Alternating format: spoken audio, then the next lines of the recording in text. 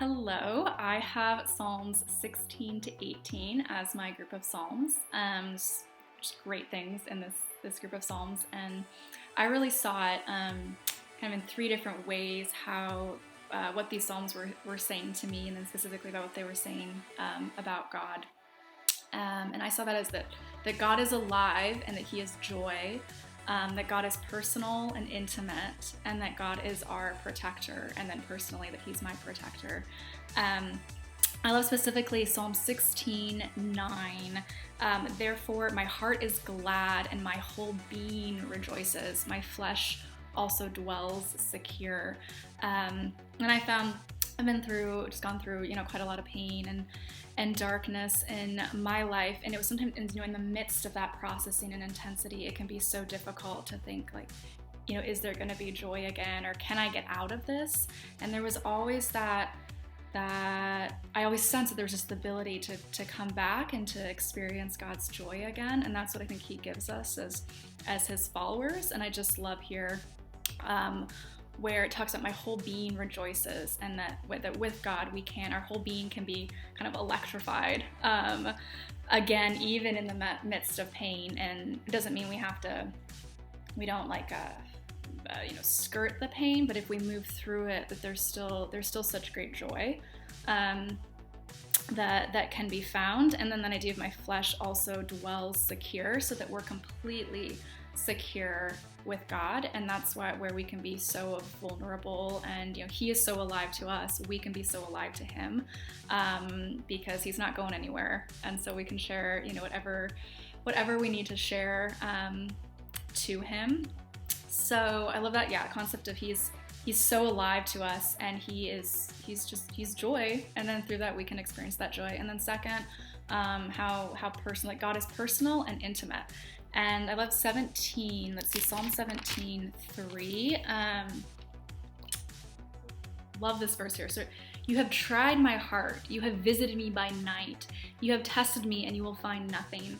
And I really like this because it shows like God is an intense God. I mean, He will wake us up, in the middle of the night if He needs to say something to us, or if He needs to work on something within us. I've had that, where it's kind of like, okay, my sleep is over. We're gonna be getting to work on things in like the middle of the night. But I like that because it shows that He's a personal God, and that He will go to those places with us, and and really work on it. And He's gentle, He's loving, but He's intense, and He will fight for us in the sense of He will go to those wounds, and He will He'll be there for us, and He'll take us through. I mean, He'll take us through lots of things that we'd rather not go through. But it shows how personal He is to us, and that idea of he'll be there in the night, and if He has something to say to us, he's going to say it to us. And then verse 6, 17:6, I call upon you, for you will answer me, O God. Incline your ear to me, hear my words. I've always really liked that idea. I always have kind of this picture of like this big ear, like God's big ear, and we're almost like tugging on it. And saying like, listen to me, incline your ear. I have things that I need to say to you, and God is always there. He is, He is ready to hear what we have to say, and there's just that great plea. So I think that goes back to the intimacy that we can have, that He's ready to listen to what's on our hearts, and He's ready to talk about what He wants to talk about there. As well. And then 8, verse 8 in that same 17, keep me as the apple of your eye, hide me in the shadow of your wings. I just love that because it shows that we can be like, we're very special to God, and we can act as though we're special to God. We can act as though we are the apple of His eye. And I think that goes along with all these pieces of, if we really see ourselves as the apple, of His eye, and almost like darlings, to Him, and someone who's just, who really is there for us, we can bring our vulnerabilities and our pain and our wounds and whatever is in there, and our joys. There are lots of joys and our happiness to Him.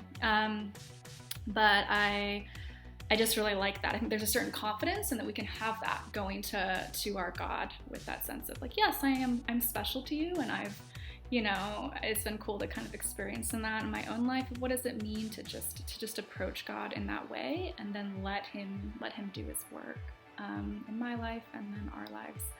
And then finally, with what the Psalms are saying, that God is our protector, or specifically here, I think as my protector. Psalm 18:4, so it says here, the cords of death encompassed me, the torrents of destruction assailed me. And I found this, in my life when there's just been like horrific pain that I've been going through. It feels like versions of death, and probably a lot of us have this, where we feel like we get so close to death, or actually near death experiences. And I like that. I appreciate the intensity of that image, because it feels as though, death is surrounding us, and the cords of death are there, and are we going to get out? But then it goes on, verse 6, in my distress, I called upon the Lord. To my God, I cried for help. Again, that like, listen to me, I'm pleading with you.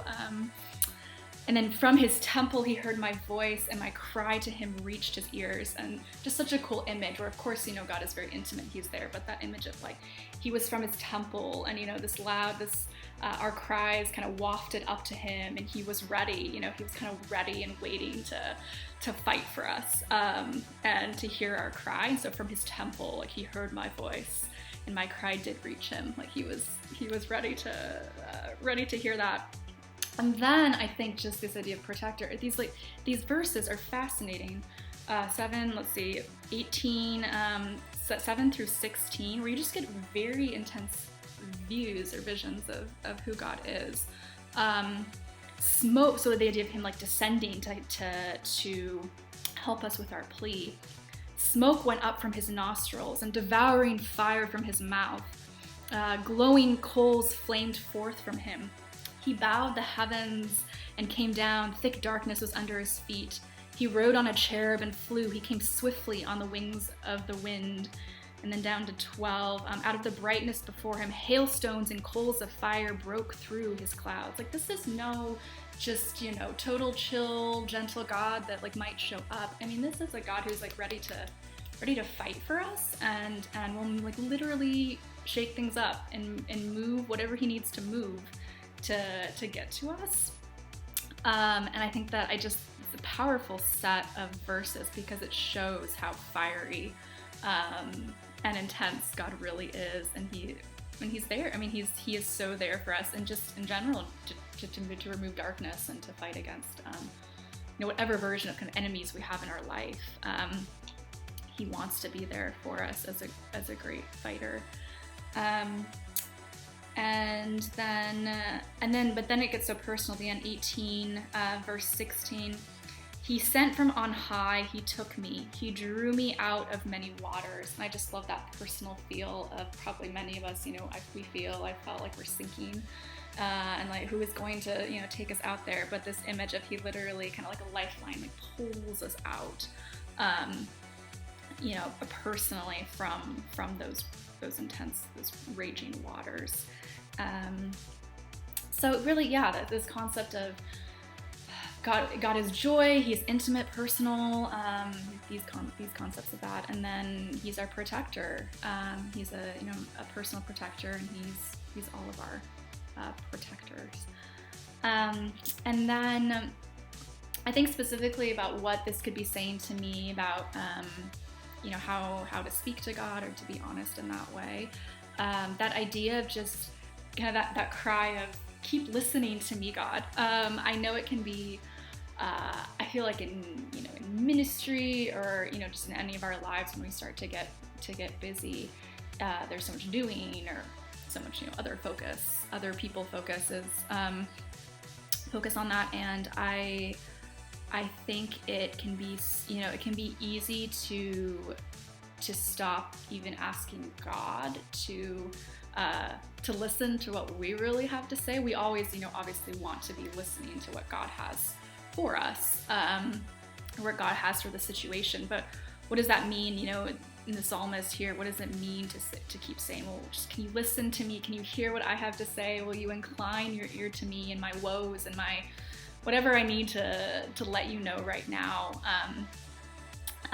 can you please keep listening to me? And of course he is, right? He's always there. He's ready to listen to us. But I think for me personally, that reminder, that cry of as life gets busier for me, or is there other things start to come up, God, will you keep listening to me? Can I count on that? And so that's probably kind of my main thing out of this. And then finally, what really a verse or two verses that really stuck out to me that I don't know if I'd really seen before, which are not maybe entirely similar to what I had thought before, had said earlier about kind of what this was saying to me.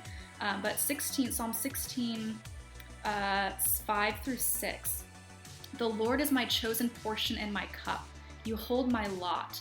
The lines have fallen for me in pleasant places. Indeed, I have a beautiful inheritance.